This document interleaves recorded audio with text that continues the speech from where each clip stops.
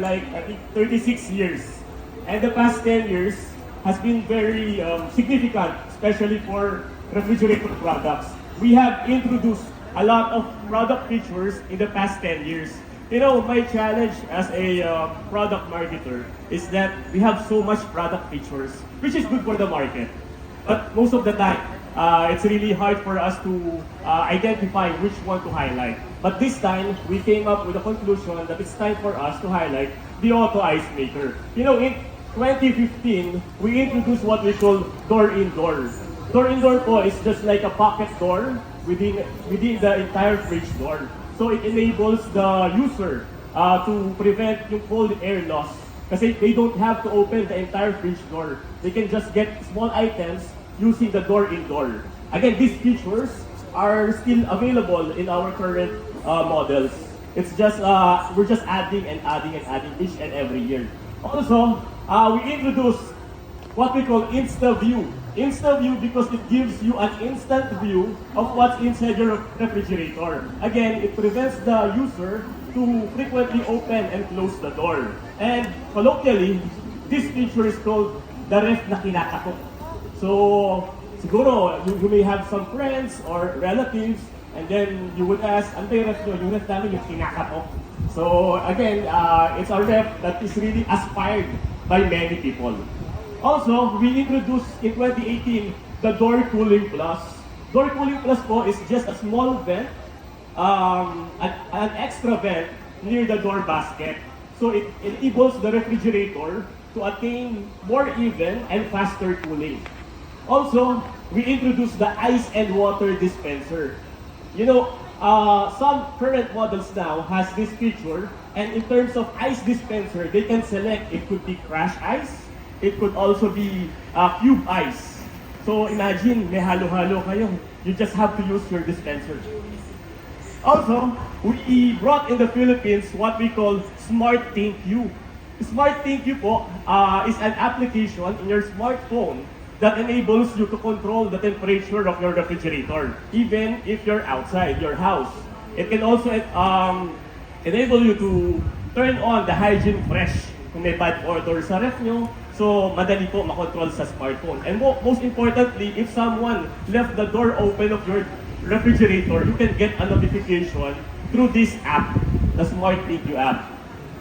Also, we brought the UV Nano in 2020, the time of the pandemic, because people are more on health conscious.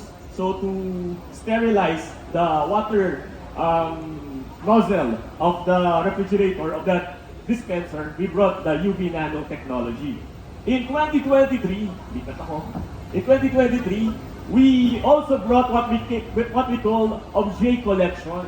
Objet Collection po is the two-tone refrigerator which complements a specific kitchen dun sa mga customers natin.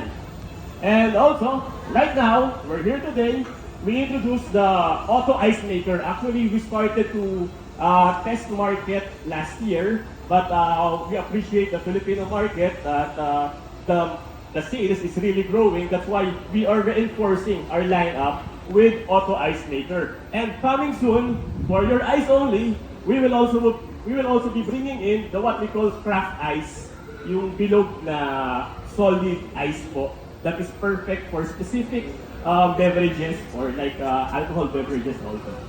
Next slide, please. You know, in the Philippines po, we have several types of refrigerator. And LG Electronics is one of the few brands who caters each and every category in the market. We have here the one door, of course from the word itself, one door, isa lang yung door niya. And then we also have the top freezer, wherein the freezer is on top, the bottom freezer, and also side by side. When we say side by side, the fridge is on the right and the freezer is on the left. So this is perfect for those who have big freezer requirement. Also, we have the French door. French door po is perfect for those who need storage for wider items. And the freezer is at the bottom. So all of these categories, LG has a lineup po. Next slide, please. Wow, thank you. Now, In this presentation, I will be answering three questions: are why, what, and how. Why we start to communicate auto ice maker? What is LG's auto ice maker? And how LG's auto ice maker stands out in the market today? Okay. In our first question, next slide po, please. Why are we introducing auto ice maker now? I think it's a no-brainer. You can feel it now. It's really hot. Global warming. Next slide po. And this slide will show us that the projected temperature is really forecasted to increase in the next couple of years. Next slide. Also, we asked the search engines, and we are a bit curious that the market now is trying to search for ice on how to get rid of the heat that they're feeling. Actually, not just in Asia, also in Europe, which is a typically cold country, people also are searching for ice or for convenience. Next one. Also in social media, in the forums, in the communities, they are now discussing about auto ice maker and what type of ice, what specific type of ice that they are needing. And they are mentioning that one of the most important factor to consider is also a space saver. That's why LG has a proposition or advantage now, because we are one of the few brands that has a competitiveness in terms of this consumer values factor. Next slide. Now, on our next question, what is LG's auto ice maker? Next slide.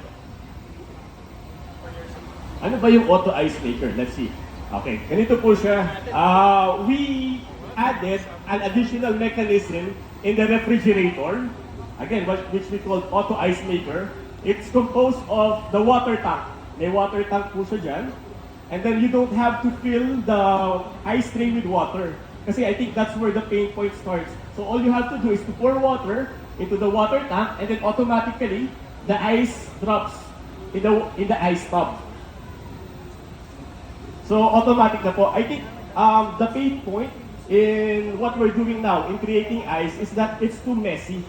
Like for me, in our house, proudly I can say I'm the man in charge of making ice. With full confidence, I can say I'm the person making our ice at home. Ngayon, ang pain point po is that this is how I do ice. Maybe you can relate also. I will get an ice tray. I will look for a perfectly flat surface, and this is really challenging. I have to take this seriously, or else my wife will say, "Okay, LG ka pa naman, repahawak ko, tapos yung ice na, hindi ka marunong." So I have to take it seriously, more serious than my day job. So I have to look for a flat surface, perfectly flat surface. I will put the ice tray there. I will pour water into the ice tray, and then with all my strength, I will lift the ice tray and go towards the freezer. And by the time we reach the freezer, voila! The ice tray is half empty already, and it's too messy. I think that particular pain point is what we're trying to address with auto ice maker. So you don't have to do that anymore. All you need to do is to pour water into the water tank, and then automatically the ice drops here. And then mind you, this water tank also caters the water dispenser. So we have a common tank for water dispenser and auto ice maker. Next slide. Now, how LG auto ice maker stands out? Next. Yeah. We have plenty of models that we are launching with auto ice maker. Actually, the smallest one is the 11 cubic feet. We are offering the auto ice maker not just for the premium categories, not just in French door, not just in side by side, but also in the mid segment of the market.